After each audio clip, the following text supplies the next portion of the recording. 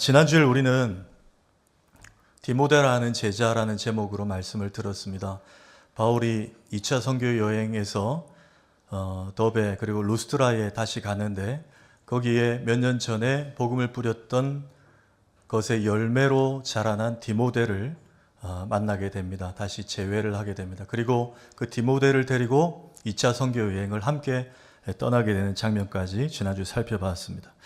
그러고 이제 오늘 본문에 의하면 그 바울과 선교팀이 이제 아시아 지역으로 갑니다. 그런데 이 아시아는 지금 우리가 생각하는 한중일 대륙이 속한 아시아 대륙이 아니고 터키, 튀르키예, 소아시아 지역을 가리킵니다. 그곳으로 복음 전하려고 가려고 했습니다. 그런데 하나님이 막으셨어요. 거기서 말씀을 못 전하게 하시고 또 다른 데로 갔는데 또 거기도 막으셨습니다. 결국 제가 요약한 거예요. 결국 바울의 환상 가운데 마게도냐 사람, 마게도냐는 지금의 그리스 정도 생각하시면 됩니다. 마게도냐 사람을 통해서 환상을 보여주시고 와서 우리를 도우라. 그렇게 해서 이제 그리스니까 유럽 선교의 길을 여신 거죠. 그쪽으로 이동을 하게 된 방향을 틀게 됩니다. 이게 이제 6절부터 10절까지 내용인데 저는 이 본문을 보면서 그렇다면 하나님이 소아시아 선교를 막으시고 유럽 선교의 문을 활짝 열도록 방향을 바꾸신 이 일을 통해서 제가 두 가지 질문을 오늘 본문 가운데 던지고 그 질문을 통해서 우리에게 주시는 답을, 메시지를 좀 얻기를 원합니다. 두 가지입니다. 첫 번째 질문은 그렇다면 이 시대에는 하나님의 뜻을 어떻게 분별할 수 있는가 하는 것입니다. 왜 제가 그렇다면 그랬냐면 오늘 본문대로 하면 바울은 환상 혹은 꿈을 통해서 하나님의 뜻을 알고 분별했거든요. 그럼 이 시대에는 과연 하나님의 뜻을 어떻게 분별할 수 있는가? 그 질문을 던지는 것입니다. 자, 6절과 7절을 한번 읽겠습니다. 시작. 성령이 아시아에서 말씀을 전하지 못하게 하시거늘 그들이 부르기아와 갈라디아 땅으로 다녀가 무시아 앞에 이르러 비두니아로 가고자 애쓰되 예수의 영이 허락하지 아니하시는지라. 두 번을 막았어요. 못하게 하시거늘 그리고 또 허락지 아니하시는지라. 이 글로 보니까 우리 성도님들이 조금 이렇게 떠오르지 않으실 것 같아서 제가 지도를 준비를 해요. 지도를 한번 보십시오. 더 복잡합니까? 아니죠. 자, 루스트라만 찾으시면 됩니다. 루스트라에서 디모데를 데리고 바울이 2차 선교를 출발하는데 바울의 의지는 저 소아시아 쪽으로 가려고 했어요. 소아시아는 여러분 많이 들어보셨던 계시록 2장 3장에 나오는 7교회가 포진해 있던 지역입니다. 에서, 버두, 사빌, 라오디게아 교회까지. 거기가 저 에베소 중심으로 소아시아, 지금의 튀르키예 지역입니다. 근데 제가 이제 화살표에서 X를 해놨죠. 동그라미 1번. 첫 번째 하나님이 못 가게 말씀 전하지 못하게 막으셨다는 표시예요. 자, 그리고 바울과 일행이 어디로 가느냐? 부르기아와 갈라디아 보이시죠? 거기로 다녀가 쭉 통과합니다. 가서 무시아까지 가요. 무시아에서 바울이 또 한 번 의지를 가지고 저 상단 쪽에 동그라미 2번 비두니아로 가려고 합니다. 오늘 본문 그대로요. 비두니아로 가려고 하는데 또 하나님이 바울의 뜻을 막으십니다. 우리가 추수감사주일 때 성경 퀴즈를 했는데 내년에 한 번 더 할지 내년에 찬양대회를 할지 모르겠지만 만약에 성경 퀴즈를 한다면 문제가 꼭 나올 것입니다. 문제, 하나님이 바울의 뜻을 무시한 곳은 어딘가? 무시합니다. 이렇게 외우시면 되겠죠? 그리고 어디로 보내셔서 드로아로 내려가게 하십니다. 드로아에서 마게도냐 사람의 환상을 보게 합니다. 마게도냐 사람이 바울의 환상에 나타나서 우리 땅으로 들어와 그랬습니다. 그래서 들어와입니다. 이렇게 외우시면 돼요. 들어와 땅, 거기서 환상을 받습니다. 그래서 이제 바울이 마게도냐, 그리스라 그랬어요. 그쪽으로 건너가서 하나님의 뜻대로 유럽 선교의 길로 이제 확장하기 시작하는 것입니다. 자, 중요한 것은 아까 첫 번째 질문. 그렇다면 이 시대에는 하나님의 뜻을 어떻게 우리가 알고 분별할 수 있는가 하는 질문입니다. 바울처럼 환상이나 꿈을 통해서 분별할 수 있다. 이게 여전히 이 시대에 유효한가 말이죠. 자, 두 가지로 정리합니다. 첫째, 그렇지 않습니다. 성경을 통해서 알 수 있습니다. 여러분 믿으십니까? 성경을 통해서 하나님 뜻을 알고 분별할 수 있습니다.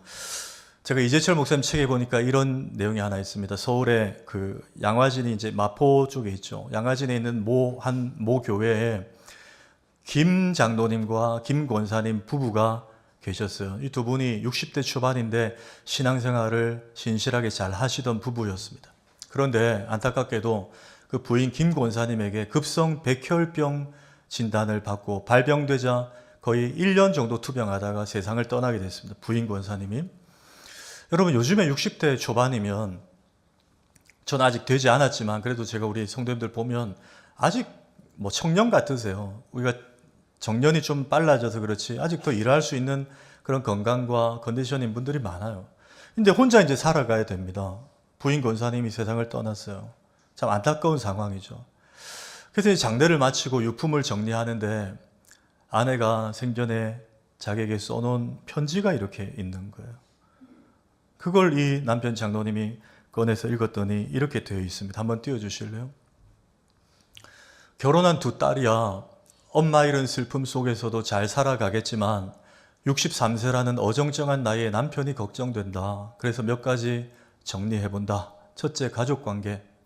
어떻게 해서든지 애들 곁에 살면서 손자들 커가는데 일조한다. 특히 돈 관리 잘해서 손자들에게 넉넉한 할아버지가 되어준다. 두 번째, 몸가짐을 깨끗이 하여 항상 단정한 모습으로 다니며 호라비 냄새 나지 않도록 향수도 뿌려준다. 세 번째, 식사. 아침에 토스트 정도는 자신이 해결할 줄 알아야 하고 동네 맛집을 알아두어 밖에서 한 끼, 애들 집에서 한 끼 해결한다. 네 번째, 취미생활. 아내가 없어도 주눅들지 말고 혼자서도 새로운 취미에 도전한다. 특히 복지관을 최대로 활용하여 취미생활도 하고 또 너무 집에만 있지 말고 자주 시내에 나가 고궁이나 미술관도 다니고 영화 감상도 한다. 남편에게 이렇게 제가 더 있는데 좀 줄였습니다. 이렇게 이제 편지를 써놓은 거예요. 제가 이걸 보면서 드는 생각이, 여러분, 아내가 혹은 남편이 먼저 세상을 떠나는 경우들이 있잖아요. 그때 살아생전에 평상에서 그냥 유언만 남겨뒀대요. 너무 힘겨우니까, 때로는 질병 때문에 그렇게 떠날 때, 여보, 그동안 고마웠다고, 내가 더 잘해주지 못해 미안하다고, 그리고 당신은 좀 건강하게 건강 잘 챙겨서 우리 나중에 천국에서 만나요. 우리 보통 이 정도, 그렇죠? 이 정도 무난한 유언을 해도 사랑이 느껴집니다.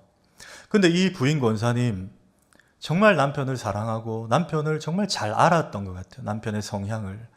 그러니까 이렇게 섬세하게 유언만 하지 않고 글을 이렇게 써서 편지를 남겨서, 남편이 혹시 위축돼서 아직 63세면 사회생활 더 할 수 있는데 혹시 남편이 힘들어 할까봐 글을 구구절절하게 남겨놓은 거예요. 여러분, 저는 우리를 향한 하나님의 사랑이 이 글 속에 느껴집니다. 여러분, 하나님이 자신을 십자가에 우리에게 내어주셨어요. 자신의 아들을 우리에게 주셨다고요. 사실 그것만 해도 복음으로 충분합니다.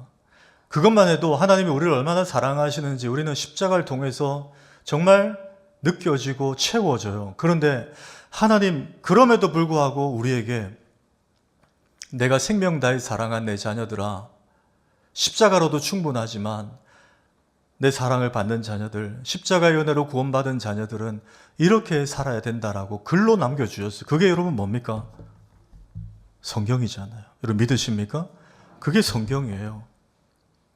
너무 우리를 사랑하셔서 구원받은 백성들이 혹시 곁길로 갈까봐, 하나님 사랑에서 멀어질까봐, 낙심해서 버림받을까봐 혹시라도 하나님 사랑을 담아서 너희들 이렇게 살아야 돼.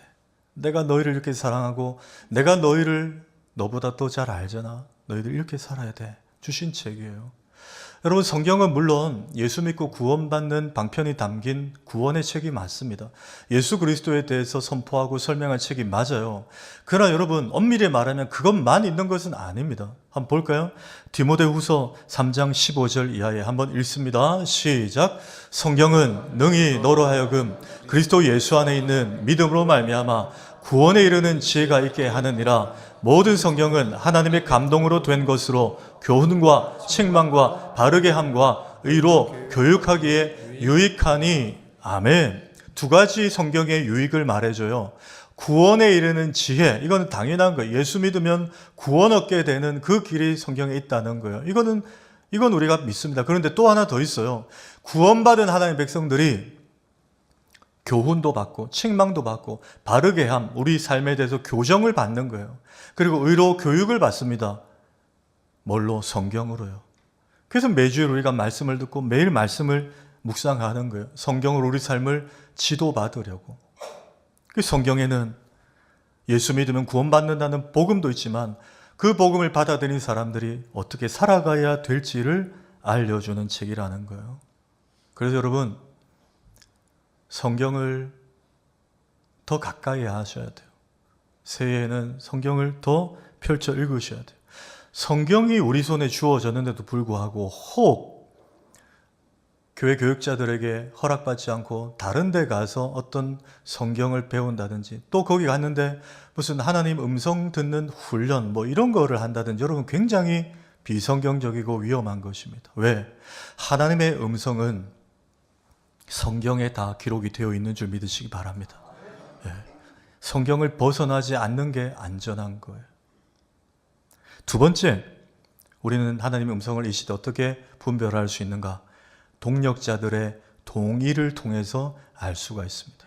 동력자들, 같이 주일하는 사람들, 교우들, 성도들, 주변에서 함께 신앙을 간증하고 공유하는 사람들을 가리킵니다. 자, 10절 한번 보실까요? 10절 읽습니다. 시작.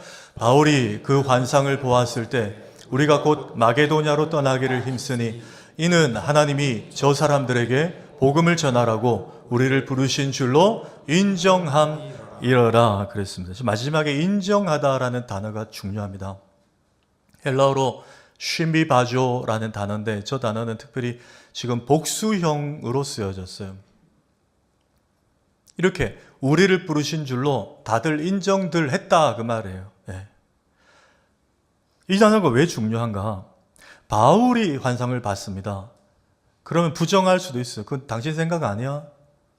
그런데 모두가 바울이 환상을 본 그것을 다 듣고는 기도해보고 우리를 유럽으로 보내시려는 것은 하나님 뜻이구나 다 인정했다는 거예요. 다 하나님 뜻으로 동의를 했다는 거예요.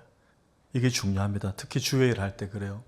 제가 우리 교단의 한 선배 목사님에게 들은 이야기입니다. 그 목사님 교회에 한 주일 예배 마쳤는데 어느 분이 목사님을 찾아 올라오셨더래요.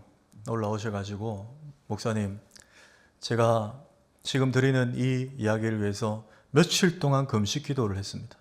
그리고 말씀드립니다. 제발 예배 시간에 드럼 좀 치지 맙시다. 이렇게 얘기를 하셨다는 거예요. 여러분 어떻습니까? 자, 금식은 그럴 때 하라고 쓰는 게 아닙니다. 성경 읽어보십시오. 모든 금식은 자기 옷을 찢고 회개할 때 하는 거예요. 예. 금식을 그런 도구로 사용해서는 안 됩니다. 그럼 목사님 얼마나 부담스럽겠어요. 금식하고 왔다는데. 여러분 정말 그분이 금식 기도를 깊이 했을까요? 했다면 정말 하나님이 그분의 금식 기도에 나타나서 그래 네 말 맞다. 이번 주일 담임 목사방에 찾아가서 드럼 치지 말라고 해라. 하나님 음성을 주셨을까요? 저는 그렇지 않다고 봅니다. 그분의 기호일 수 있어요. 그분의 취향일 수 있어요. 물론 저도 시끄러운 거 안 좋아합니다. 그러나 지금 이 시대 찬양의 트렌드는 적당한 드럼, 기타 이런 것들이 하모니를 이룰 때 더 풍성한 은혜의 찬양을 만들어내는 시대예요. 그걸 또 인정해 줘야 됩니다. 그러니까 본인이 드럼을 싫다는 것하고 다른 문제예요. 적당한 음향과 적당한 악기들을 통해서 은혜를 누리는 분들도 있습니다. 그러니 그것은 그분의 생각일 가능성이 커요. 아무리 금식 기도를 했다 그래도 답을 정해놓고 했을 가능성이 큽니다. 그게 모두에게 보편적으로 동의가 되느냐가 중요한 문제라는 거예요. 하나님 음성이 아닐 수 있다는 것입니다. 좋은 예가 여호수아 3장에 있습니다. 여호수아가 이스라엘 백성들 데리고 가나안 땅 직전에 요단 앞에 도달합니다. 근데 요단이 곡식 거두는 시기라서 물이 굉장히 범람한 상황이었잖아요. 3일을 하나님 뜻을 구하기 위해서 여호수아가 기다리고 기도하고 있습니다. 자, 그 장면 한번 보십시오. 여호수아 3장 1절 이하에 읽습니다. 시작. 또 여호수아가 요단에 이르러 건너가기 전에 거기서 유숙하니라. 사흘 후에 관리들이 진중으로 두루다니며 백성에게 명령하여 이르되, 예, 여기까지만 보십시오. 잘 보십시오. 3일 동안 기다렸어요. 하나님이 기름 부어 세우신 종은 여호수아입니다. 여호수아에게 하나님의 뜻을, 저 당시에는 성경책이 없었기 때문에 저 때야말로 직통 계시로 알려주셨을 거예요. 여호수아가 하나님 뜻을 계시로 받았습니다. 자, 그러고 나서 독단적으로, 여러분, 하나님 뜻은 이것입니다. 레위 제사장들이 2,000규빗 앞서서 법궤를 들고 가면 우리가 뒤따라가 하면 됩니다. 이렇게 말해도 됩니다. 하나님이 종이 선포하는 것이기 때문에. 근데 여호수아는 그렇게 하지 않았어요. 자기가 하지 않고 사흘 후에 관리들이 그랬어요. 저 관리들은 지금의 장로님들을 가리키는 거예요. 이 말은 여호수아가 하나님 계시를 받고 자기 혼자만 알고 선포하고 끌고 나간 게 아니고 장로님들 불러 모았다는 거예요. 하나님께서 저에게 이런 마음을 주셨습니다. 이렇게 하라고 하십니다. 공유를 한 거예요. 근데 저 관리들이, 이스라엘 장로들이 다 듣고 같이 동의를 한 거예요. 아, 이게 하나님 뜻이구나. 그리고 그 관리들이 진중으로 다니면서 알려준 거예요. 여러분, 이렇게 가면 됩니다. 이렇게 가면 됩니다. 이렇게 가면 하나님 뜻입니다라고 안전하게 알려준 거예요. 지금으로 치면 뭐 한 겁니까? 당회한 거예요. 당회. 모으고 공유하고 동의가 될 때 이게 하나님 뜻이구나 진행을 했다는 거예요. 하나님의 사람들에게 동의를 받고 인정을 받는 거, 이게 신비바조라는 단어입니다. 이런 경우도 있습니다. 간혹 그 교회 사람들, 혹시 또 그 교회 사역자들이 봤을 때는 아닌 것 같은데 청년이 와서 자기가 하나님께 소명을 받았다고 신학교 가겠다고 하는 경우들이 있어요. 그런데 교회 장로님들이나 목사님들 봤을 때 사역자의 달란트나 은사가 없는 것 같아요. 그런데 본인은 자꾸 기도가 하나님의 부르심을 받았다, 내적 소명이 있다고 말하는 경우들이 있습니다. 여러분, 이런 경우 어떻습니까? 내적 소명 1차적으로 중요하지만 외적 소명도 중요합니다. 주변에 함께 교회 생활한 사람, 함께 주일학교 한 사람들, 그분들이 봤을 때도 아, 저분을 위해서 기도해 보니까 저 친구는 사역을 할 수 있겠다, 감당할 수 있겠다, 그런 은사가 있다, 이런 지지와 인정도 중요하다는 거예요. 혹 주변에서 말려요. 너무 아니다 그래요. 그러면 본인이 다시 기도해 봐야 됩니다. 아, 하나님 뜻이 이 내 생각일 수 있구나, 아닐 수 있구나. 왜? 주변에 동의가 너무 없기 때문에 그래요. 여러분, 우리가 몇 년에 한 번씩 직분자 선거를 공동회의를 통해서 합니다. 왜 공동회의를 통해서 하죠? 기름 부어 세우신 담임 목사에게 그냥 하나님께서 제가 기도한 중에 박 목사 이번에는 그 집사를 장로로 세우라. 예. 그리고 제가 공표하고 이렇게 하게 하지 않고 왜 공동회의를 통해서 세례교인 이상들의 손으로 투표를 하게 만들죠? 하나님의 뜻뿐만 아니라 성도들의 동의와 인정을 받는 사람이 세워지게 하기 위함입니다. 그게 이 신비바조라는 단어예요. 자, 하나님 뜻을 이 시대에 어떻게 구별할 수 있다? 첫째, 기록된 성경. 두 번째, 함께 동력하는 사람들의 동의와 인정을 통해서 이 시대 하나님 뜻을 분별할 수 있다는 것입니다. 그럼 큰 2번, 두 번째 질문입니다. 그렇다면 오늘 주제죠. 하나님이 때로 막으실 때, 바울을 2번이나 막으셨어요. 막으실 때 우리는 어떻게 이 상황을 이해해야 하는가라는 질문입니다. 자, 6절 제가 읽습니다. 성령이 아시아에서 말씀을 전하지 못하게 하시거늘 그들이 부르기아와 갈라디아 땅으로 다녀가 그랬습니다. 자, 여러분, 사도행전을 쓴 저자는 누구죠? 누가 썼죠? 제 입을 보십시오. 누가 썼죠? 누가가 썼습니다. 자, 누가가 그들이라고 기록을 했어요. 그들이. 그런데 8절 이후부터 한번 보십시오.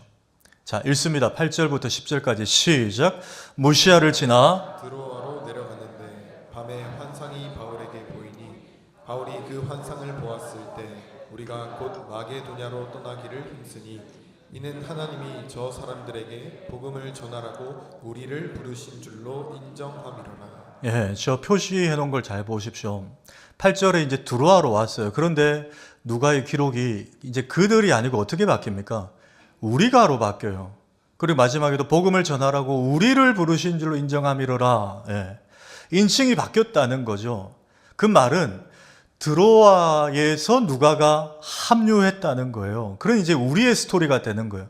그전에는 이들을 만나고 나서 그전의 기록은 다 들은 거예요.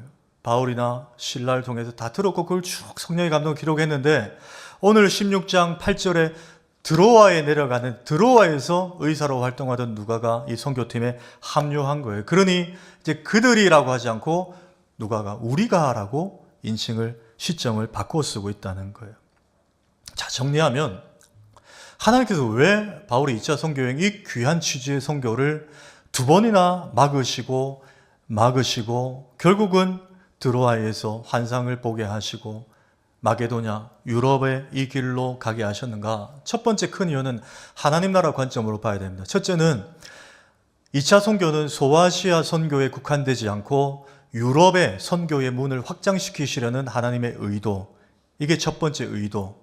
두 번째는 뭘까요? 조금 더 개인적인 섬세한 의도입니다. 바울에게 누구를 붙여주시려고요? 의사 누가를 붙여주시려고. 누가를 만나게 하시려고 이렇게 막고 틀고 드로아까지 상황을 몰아가 하셨던 거예요. 그럼 우리가 질문할 수 있죠. 하나님 선교가 중요하고 하나님 나라가 더 중요한데 왜 굳이 바울에게 누가를 만나게 하시기 위해서 이렇게 돌고 돌아서 이렇게 오게 하셨는가?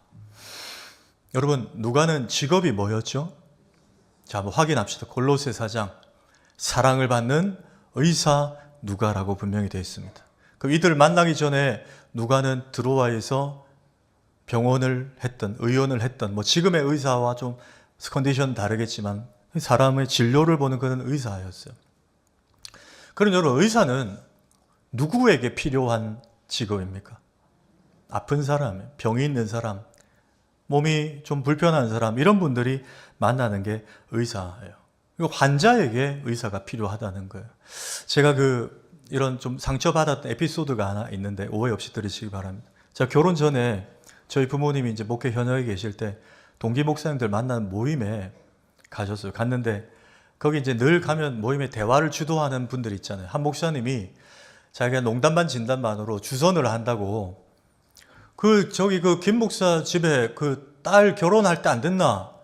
저 남사는 박 목사 집에 막내 아들이 괜찮던데 뭐 이렇게 이제 한마디 한 거예요. 그분 농담 반 진담 반으로 이렇게 한 거죠.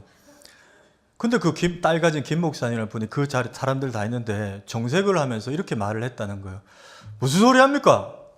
우리 딸은 의사 만나야 됩니다. 이렇게 얘기를 했다는 거예요. 우리 교회도 이제 의사 가정들이 있는데 절대 오해하지 마십시오. 제가 그 얘기를 듣고 어머니가 이제 얼마나 상처를 받으셨겠어요. 자존심 상하고. 그래서 제가 어머니 위로한다고 제가 그 얘기 하시길래 그랬어요.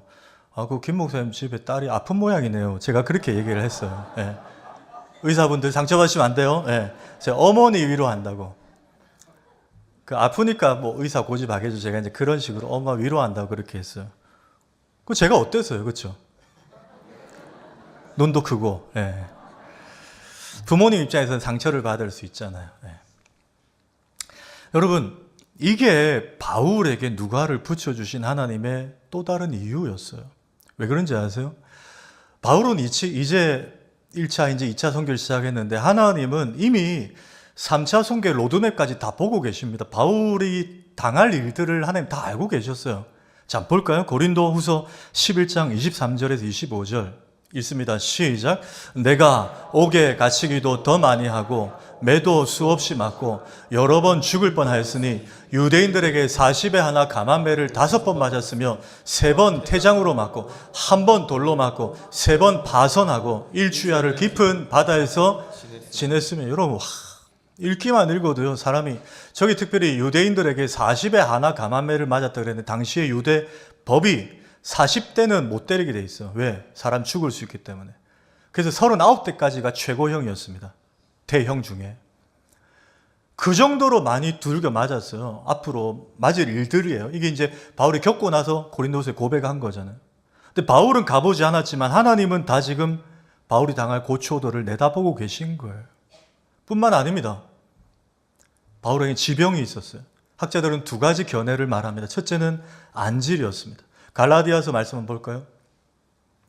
갈라디아 4장 15절에 바울이 갈라디아 교인들에게 너희가 할 수만 있었더라면 너희의 눈이라도 나한테 빼어줬을 거다.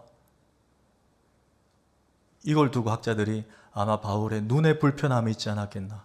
그러면서 추정하는 게 바울이 예수 안 믿을 때 다메섹 도상에서 그렇죠? 기독교인들 박해하러 갈 때 부활의 주님을 만나잖아요. 그때 예수 그리스도의 그 강력한 빛이 얼마나 강렬했든지 바울의 눈이 그때 아마 큰 데미지를 입었을 것이다. 후유증이 있었을 것이다. 이렇게 이제 보는 학자들의 견해가 조금 지대합니다. 지배적이에요. 근데 또 한 견해도 있습니다. 간질병이에요. 이걸 사단의 가시라고 사람들이 생각했어요. 왜? 귀신이 주는 병이라는 거예요. 여러분, 간질병 아시죠? 사람이 멀쩡하다가 갑자기 통제가 안 돼 발작을 합니다. 입에 거품이 나와요. 눈이 돌아가요. 막 떼굴떼굴 굴러요. 그래서 사람들이 봤을 때 이거는 귀신 들린 거하고 비슷하다 싶어도 귀신이 주는 병이라 생각했어요. 근데 여러분, 바울이 복음을 전하는 사람이잖아요. 설교자가 설교하다가 갑자기 그게 와요. 떼굴떼굴 구릅니다. 그러면 당시에 교인들이 생각했을 때 실제 어떻게 생각했냐? 저 주의 종이 얼마나 영성이 없고 기도를 안 했으면 귀신이 주는 병에 걸려서 저러냐고. 그렇게 신란하고 조롱하던 사람들이 당시에 있었어요. 그렇지 않겠습니까? 제가 설교하다 갑자기 막 그렇게 한다 생각해 보십시오. 그게 영적인 병이라 생각해 보십시오. 목사가 얼마나 기도 안 하면 저렇게 했냐고. 이렇게 생각하는 분들이 저 미국에는 있을 거예요. 우리 교인들은 착해서 없겠지만 그 정도로 병명은 안질인지 간질병인지 정확히 모르지만 뭐 했다고요? 병약했다는 거예요. 바울이. 그러니 누가 필요했다고요? 의사 누가가 필요했다. 하나님이 이 필요를 미리 다 아시고 바울의 약함을 아시고 그를 만나게 하시려고 2번이나 길을 막으시고 끝내 드로아까지 상황을 몰아가셨다는 거예요. 여러분, 여기서 큰 은혜를 누립니다. 왜? 우리 중에 그런 분들 있잖아요. 좀 더 좋은 데 가려고, 좋은 데 올라가려고 신앙이고 뭐고 필요 없이 세상에서 나에게 힘 좀 써줄 수 있는 사람, 그런 사람 좀 알려고 만나려고 아등바등 사는 분들 혹 있을 수 있잖아요. 인맥 좀 넓히려고 어떻게든 막 신앙이고 뭐고 주일도 뭐 그냥 사람 만나는데 에너지 소모하는 분 있잖아요. 여러분 기억하십시오. 그렇게 하실 필요 없어요. 오직 하나님의 인도를 받으시면 됩니다. 왜? 하나님의 인도를 받으면 하나님이 우리에게 필요한 사람들 붙여주시기 때문인 줄 믿습니다.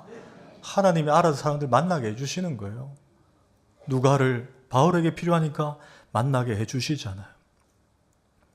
우리가 가보지 않은 길을 하나님 가보셨으니까 하나님은 다 보고 계시니까 2차, 3차 어떻게 고초를 당할지 체력적으로 건강적으로 얼마나 상해를 입을지 아니까 하나님은 의사 누가를 예비하셨다가 합류시켜 주신 거예요.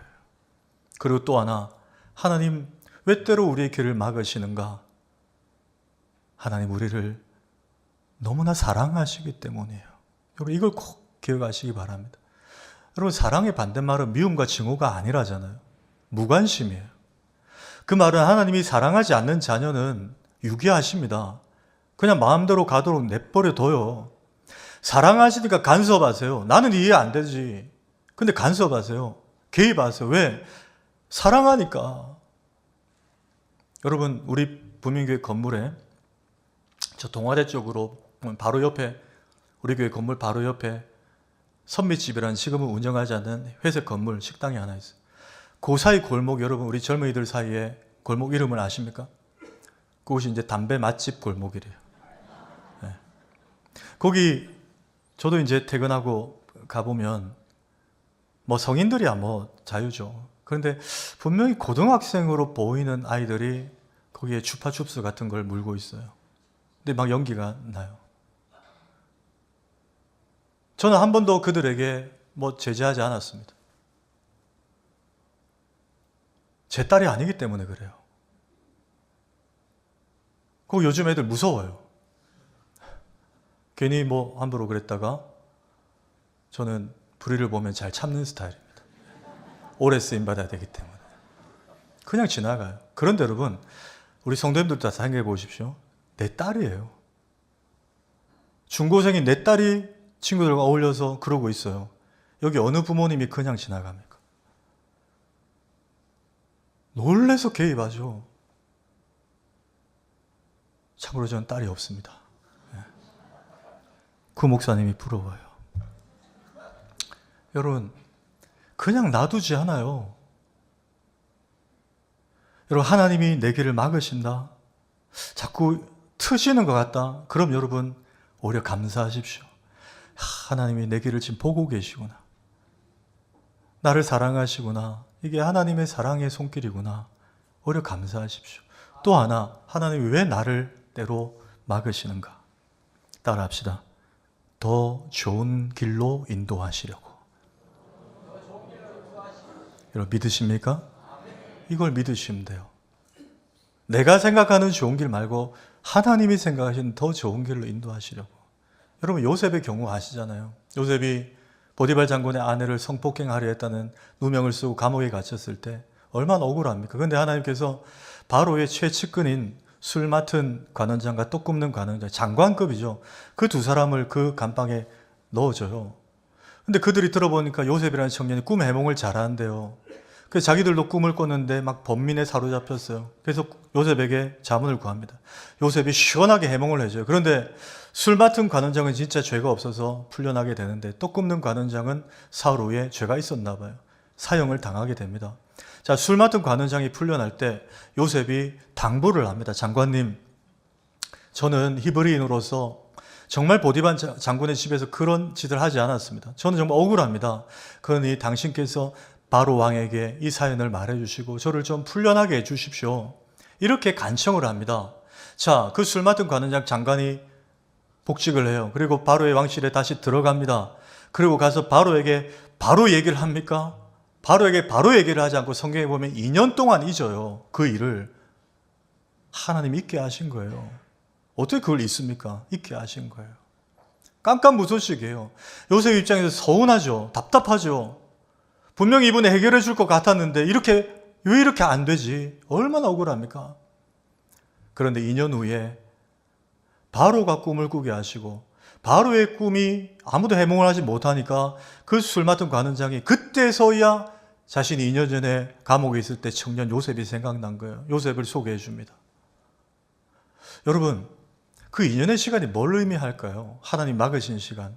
저는 그렇게 생각합니다. 만약에 2년 끌지 않고 그 술 맡은 관장이 바로에게 가서 사연을 알렸어요. 그 바로가 그래? 그런 일이 있으면 안 되지. 바로 풀어줬습니다. 그러면 여러분 성경이 바뀌어요. 요셉이 고향으로 돌아가 아버지 야곱과 형제들과 화해하고 행복하게 살았더라. 그렇죠. 그러면 성경에 그 이야기가 나올 필요가 없습니다. 근데 어떻게 되죠? 애굽에게 흉년이 임하게 하시고 하나님이 그 일을 대비하셔서 애굽의 국무총리로 요셉을 사용하시려고 감옥에 징박아 두셨던 거예요. 여러분 믿으십니까? 요셉이 생각하는 좋은 것과 하나님이 생각하는 좋은 것은 완전히 달랐던 거예요. 여러분, 하나님은 우리와 스케일이 다르신 분임을 믿으시기 바랍니다. 이거를 바라보시면 되는 거예요. 말씀을 맺습니다. 예수님이 산상수훈 설교하실 때 마지막에 이런 말씀을 하세요. 마태복음 7장 11절에 하늘에 계신 너희 아버지께서 구하는 자에게 좋은 것으로 주시지 않겠느냐 그랬어요. 사실 하늘에 계신 너희 아버지께서 구하는 자에게 너희 구하는 것을 주시지 않겠느냐 이래도 됩니다. 그런데 성경은 좋은 것이라고 바꿔 표기했어요. 왜 그럴까요, 여러분? 우리가 생각하는 구하는 것, 이게 우리는 좋다고 생각하는데 하나님 보실 때 좋은 것은 완전히 다른 차원의 응답일 수 있기 때문에 그래요.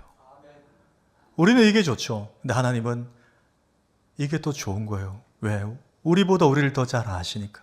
우리가 가보지 않은 길을 더 가보셨으니까. 여러분, 이거 믿으시면 됩니다. 길이 막힐 때, 하나님 방향을 자꾸 바꾸실 때, 지체하실 때 이거 믿으시면 돼요. 내가 보기에 좋은 것과 하나님 생각하시는 좋은 것은 완전히 다르다. 여러분, 이거 믿으시면 조금 느린 듯 해도, 길이 막힌 듯 해도 우리는 그분 따라 갈 수 있습니다. 이 믿음으로 살아가신 우리 모두가 되기를 주의 이름으로 축원합니다.